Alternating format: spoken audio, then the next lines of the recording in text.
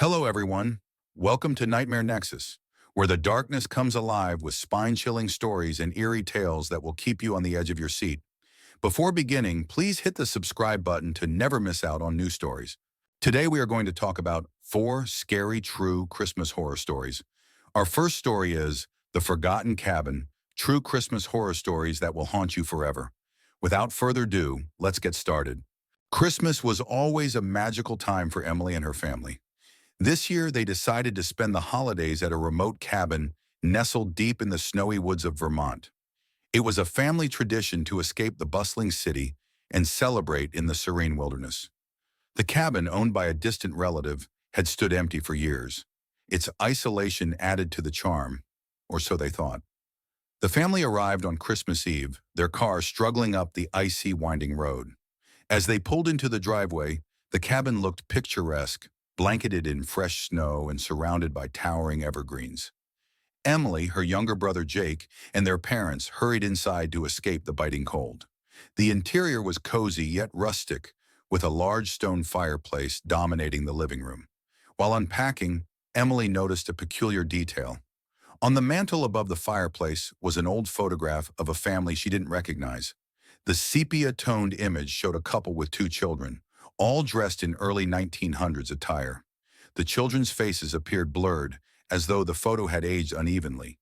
Curious, she pointed out to her mother. "Maybe it's the family who lived here before," her mom said dismissively. But something about the photograph unsettled Emily.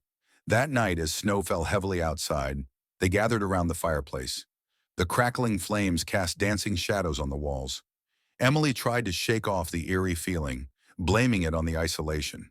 After all, they were miles from the nearest town, with no cell service and only a landline that looked as old as the cabin itself. As midnight approached, they exchanged small gifts and toasted with hot cocoa. Jake begged to open one of his presents early, and their parents relented. It was a small toy train set, something he'd been wanting for months. Jake was ecstatic, setting it up immediately on the floor. The train's tiny engine whirred as it circled the track. But then the train stopped abruptly. Jake frowned, picking it up to inspect it. "It's broken already," he complained. Emily leaned closer and froze. The train's wheels weren't stuck, and the engine wasn't malfunctioning. Instead, it looked as though something invisible had grabbed the train mid-motion. Before she could say anything, the lights flickered. "Must be the snowstorm," her dad said, heading to check the circuit breaker. He returned moments later, shaking his head. "Everything's fine. Could just be old wiring." But Emily wasn't convinced. She couldn't shake the feeling that they weren't alone. Later that night, Emily was jolted awake by a soft creaking noise. She glanced at her phone. 2:47 a.m. The room was pitch black except for the faint glow of moonlight filtering through the frosted window. The sound came again, louder this time. It was the unmistakable groan of floorboards under pressure, as if someone was walking in the hallway. She held her breath, straining to hear. Her parents' room was down the hall, and Jake's was next door. Who could it be? Gathering her courage, she slipped out of bed and tiptoed to the door. The hallway was empty, but the creaking continued, moving toward the living room. Emily hesitated, then followed the noise. When she reached the living room, the fireplace embers still glowed faintly. The old photograph on the mantel caught her eye again. She squinted in the dim light and gasped. The faces of the children in the photo were no longer blurred.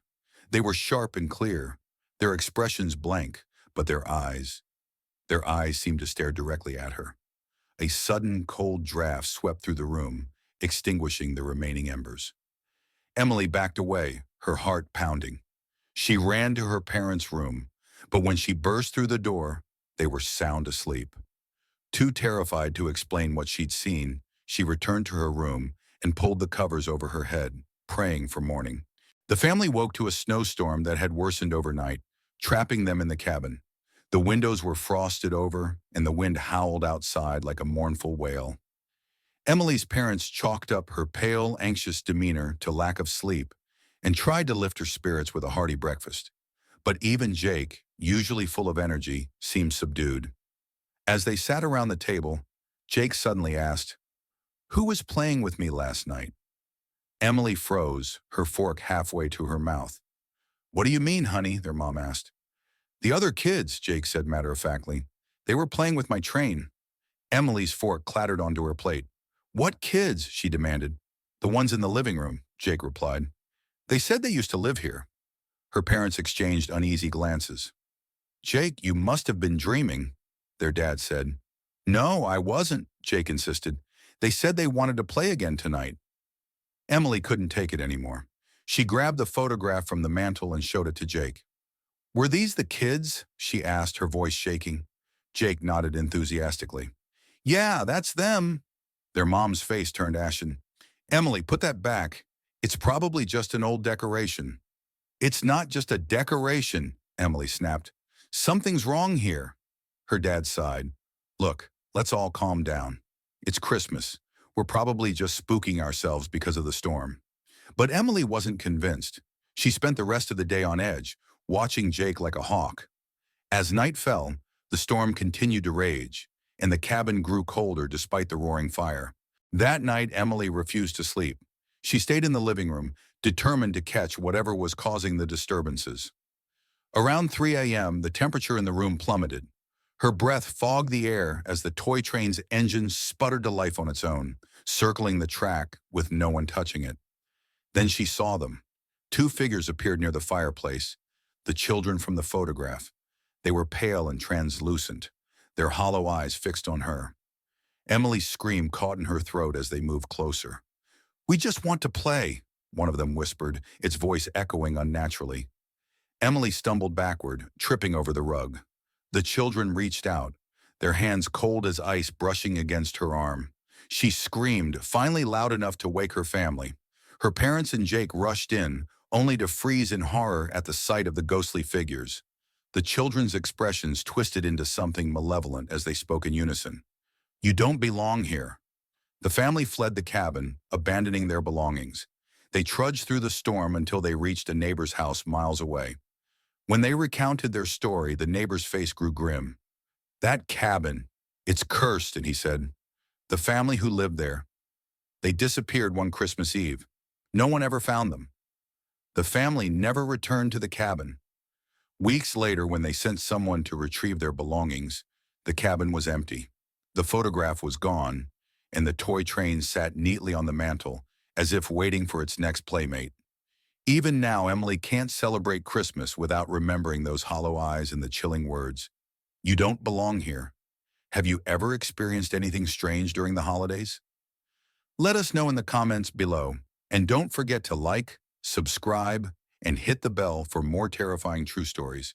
Stay safe, stay strong, and stay happy. Our second story is The Christmas Visitor. It was the week before Christmas and the Benson family was settling into their new home. They had moved to a quaint, older house in a quiet suburban neighborhood. With its wraparound porch and frosted windows, the house looked like something out of a holiday postcard. But from the moment they arrived, strange things began to happen. The first incident was minor. Linda, the mother, noticed that the ornaments on the Christmas tree were rearranged overnight. She assumed it was her 8-year-old daughter, Sophie, playing a game and didn't think much of it. Sophie, however, denied touching the tree. "Maybe it was Santa," Sophie joked, her laughter echoing in the quiet living room. But as the days went by, more unsettling events unfolded. On the evening of December 21st, Linda's husband, Mark, was outside stringing lights along the front porch. It was snowing lightly, and the world seemed serene under a blanket of white. As Mark stepped back to admire his work, he noticed something unusual. Footprints led from the middle of the yard to the front door, yet no one had been there. Mark called out to Linda, who was inside baking cookies. "Did someone come by?" he asked. Linda frowned. "No. Why?" Mark pointed to the footprints, but when they both looked again, they were gone. Only smooth, untouched snow remained. "Must have been the wind," Mark muttered, though the unease lingered. The next day, Linda overheard Sophie talking animatedly in her room. At first, she thought Sophie was on a video call with a friend, but when she peeked inside, Sophie was alone. "Who are you talking to, sweetie?" Linda asked. Sophie looked up with a smile. "My new friend. His name is Nicholas. He's really funny." Linda's heart skipped a beat. "Nicholas? Where is he?" "He's right there," Sophie said, pointing to the corner of the room. The corner was empty. "Okay, well, tell Nicholas it's almost dinner time," Linda said, forcing a smile. As she left the room, she felt a chill run down her spine. By Christmas Eve, the entire family was on edge. The house felt colder than it should, even with the fireplace roaring. Objects seemed to move on their own. A snow globe from the mantel rolled across the floor, stopping perfectly at Sophie's feet. That night, as the family gathered around to watch a holiday movie, the power suddenly went out. The room plunged into darkness, save for the faint glow of the Christmas tree lights, which flickered ominously. "I'll check the breaker," Mark said, grabbing a flashlight. As he opened the basement door, a low creaking noise echoed through the house. Linda and Sophie stayed huddled on the couch, their eyes darting to the shadowy corners of the room. The sound of footsteps echoed above them. "Mark?" Linda called out, her voice trembling. "I'm in the basement," he replied. Linda's blood ran cold. If Mark was in the basement, who was upstairs? Mark returned moments later, the power restored. He found Linda clutching Sophie tightly, her face pale. "Someone's upstairs," Linda whispered. Mark grabbed a fireplace poker and crept up the stairs. The hallway was silent, but as he reached Sophie's room, the door slowly creaked open. Inside, the room was empty, except for a single sheet of paper on the bed. The paper was yellowed and torn, as if it had been ripped from an old book. Written in elegant, looping handwriting was a single sentence. "He sees you when you're sleeping." Mark turned to leave, but the door slammed shut behind him. A cold, guttural laugh echoed around the room. The temperature plummeted, and Mark felt a presence standing just behind him. He spun around, swinging the poker wildly, but nothing was there. The family spent the rest of the night huddled together in the living room, too afraid to sleep. Every so often, they heard faint laughter and the soft creak of footsteps coming from the hallway. At dawn, they decided to leave. As they packed their bags, Sophie looked out the window and gasped. "Mommy, look!" she cried. Linda followed her gaze and saw a figure standing in the snow-covered yard. It was tall and thin, dressed in tattered red robes, its face obscured by a hood. The figure raised a skeletal hand and pointed directly at Sophie. "Go to the car," Linda ordered, her voice shaking. She and Mark hurried Sophie outside, but when they turned back to look at the yard, the figure was gone. The family never returned to the house. They later learned from neighbors that the previous owners had reported similar experiences. One family claimed their child had an imaginary friend named Nicholas who disappeared after Christmas, leaving behind only the faint scent of pine and the sound of jingling bells. To this day, Sophie insists that Nicholas was real. Every Christmas, she leaves an extra cookie on the plate for him, just in case. Do you believe in holiday spirits? Have you ever had a Christmas encounter you couldn't explain? Let us know in the comments. And don't forget to like, subscribe, and hit the bell for more spine-tingling tales. Stay safe. Welcome to the third story, which is The Christmas Stalker, A True Nightmare. Before beginning, please hit the subscribe button if you haven't done so. The Collins family was thrilled to spend Christmas at their secluded cabin in the woods. They had visited the cabin every winter for years, but this time, something felt different. The snow-covered landscape was serene, but the eerie silence outside was unsettling. On the night of December 23rd, the family gathered around the fireplace sipping hot cocoa. 8-year-old Tommy was especially excited. "I hope Santa finds us here," he said with a grin. His father, Greg, laughed. "Don't worry, buddy. Santa knows where we are." As the family settled in, the wind howled outside, rattling the windows. It was the perfect setting for a cozy Christmas, or so they thought. Around midnight, the family was startled awake by a loud knock on the front door. Greg grabbed a flashlight and peeked through the curtains, but no one was there. "Probably just the wind knocking a branch against the door," he muttered. But when he opened the door to check, there were footprints in the freshly fallen snow leading up to the porch and then disappearing into the woods. Who would be out here at this hour? Greg wondered aloud. His wife, Laura, shivered.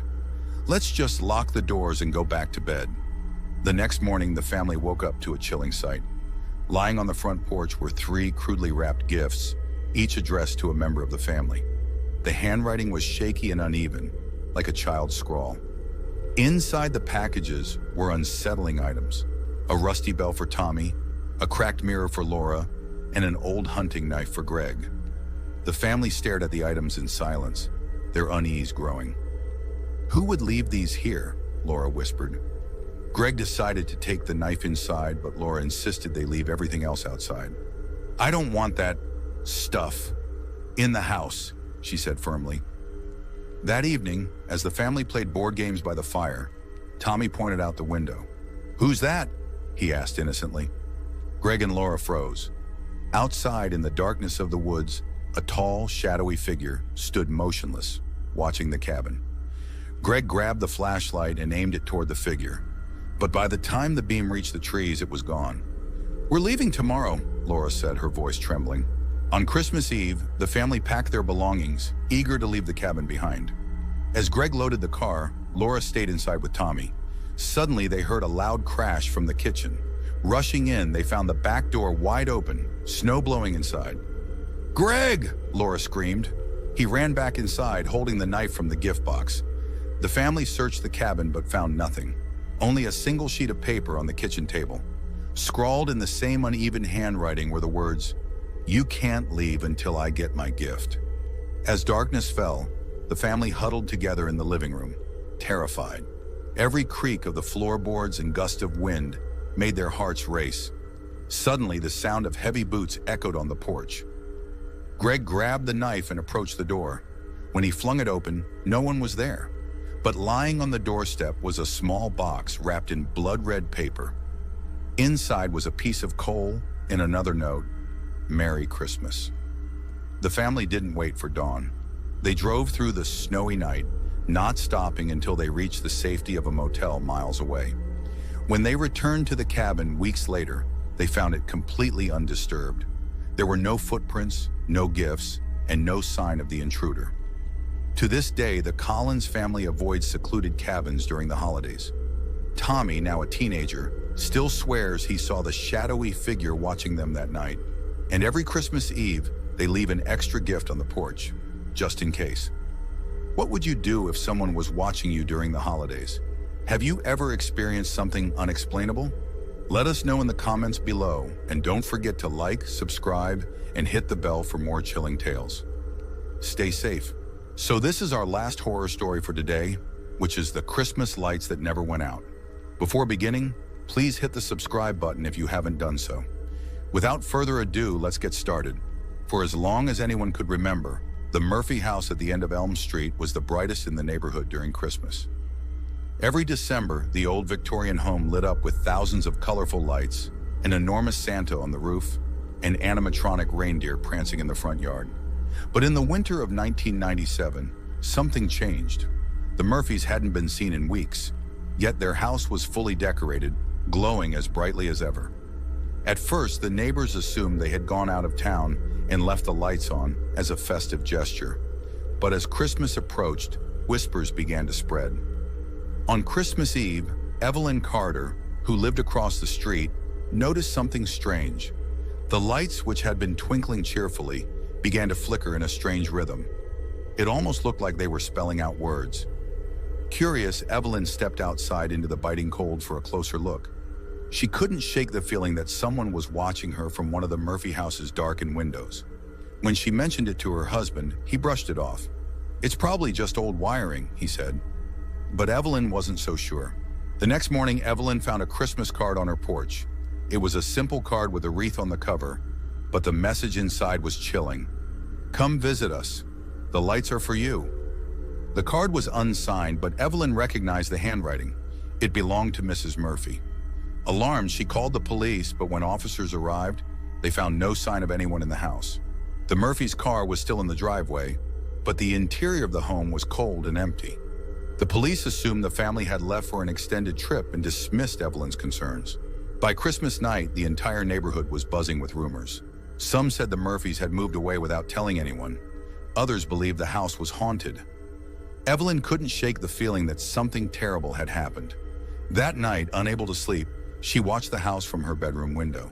Around midnight, the lights began to flicker again, more erratic this time.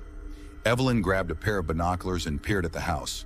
What she saw made her heart race. In one of the upstairs windows, she saw the faint outline of a figure. It wasn't moving, just standing there, bathed in the multicolored glow of the lights. Evelyn called the police again, insisting they investigate further. Reluctantly, two officers returned to the house. This time, they forced their way inside. Moments later, one of them staggered out, pale and trembling. The other called for backup. The police found the Murphys in the basement, their bodies arranged in a grotesque tableau around a makeshift Christmas tree. They had been dead for weeks. Strangely, the Christmas lights inside the house were powered by an elaborate network of car batteries and generators, none of which should have been functioning. Most chilling of all, the lights outside continued to flicker, even after the power was cut. In the years that followed, the Murphy house remained vacant. No one dared to move in. But every December, without fail, the lights would turn on again. Electricians who tried to disconnect the power found no source. Some claimed they saw shadows moving inside the house, accompanied by the faint sound of laughter. Evelyn moved away the following spring, but she could never forget the flickering lights or the figure in the window. To this day, locals avoid the Murphy house, especially during the holidays. Have you ever experienced anything strange during the holidays? Let us know in the comments below. And don't forget to like, subscribe, and hit the bell for more terrifying true stories. Stay safe, stay strong, and stay happy.